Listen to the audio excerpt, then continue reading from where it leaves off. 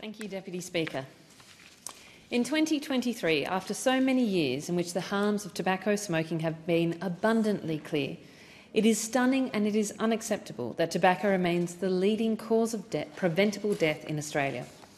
More than 20,000 Australians die of smoking-related illnesses each year, and tragically, more than 250,000 Australians will die of smoking-related cancers over the next 20 years. These illnesses have devastating effects on those who suffer them, as well as their families, friends and loved ones. This alone should be enough to prompt change. But in addition to the lives which are being lost, smoking costs the economy close to $137 billion per year in health and productivity expenses. And it is particularly concerning that these products are targeted at young people.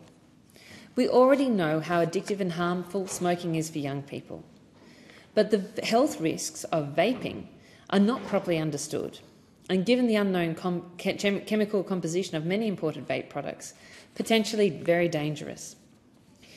The targeting of young people is absolutely transparent and unconscionable. The vaping products are promoted on social media with bright colours and sweet flavours to make the products more appealing and more palatable, and done to create a new generation of addicts. Worst of all, retail stores with these products are choosing to locate themselves close to schools and close to young people. I was absolutely shocked when a tobacco store recently opened just 4 doors down from my old high school in Wentworth. Parents and the community were obviously desperately concerned that their children would access these products despite it being illegal. And you talk to any school, in any high school, in any electorate, I think, of this country, and you will hear about the struggle to stop young people vaping. It is so prevalent across our high schools, and it's growing. A recent study found that 14% of Australian high school students, some as young as 12, have used an e-cigarette. That is 1 in 7 of our young people.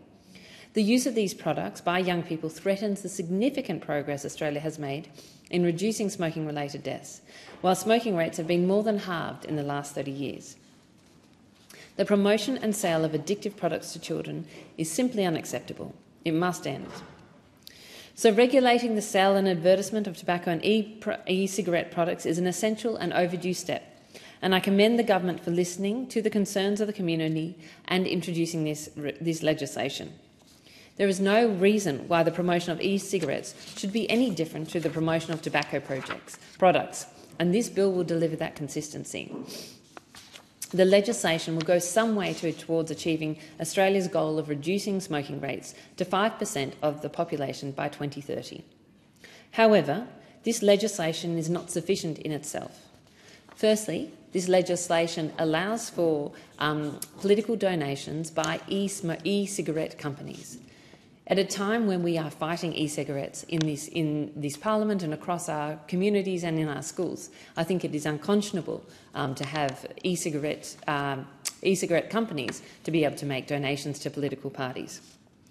And secondly, the many people and the conversations I have with the people of Wentworth, they say, look, their concern is that another regulation is fine, but is it actually going to make a difference on the ground, and is it going to be enforced? Strengthening the law is a necessary and important step, but the point is actually to make a difference, and it is pointless if the government actually can't take action to who are already breaking the law. Again, I've had reports of vaping shops in my electorate where it has been shown a number of times, reported to the Health Ministry in New South Wales a number of times, that they're illegally selling tobacco vapes, and really nothing happens. They've done this a series of time, and they're still open, they're still trading, and no doubt they're still selling tobacco vapes. The enforcement of these laws is absolutely critical if they are going to make a difference to our country. No child or teen in this country should be able to purchase or use a vape. The fact that they can do cheaply, easily and conveniently is a clear demonstration of government failure and a need for urgent action. I know some of this is at the state government level, but this is where federal government really needs to take leadership and work across the different levels to implement this. It is what I want to see, it is what the community wants to see, not only from the government of the Commonwealth, but obviously from the New South Wales state government as well. and the sooner they act, the better.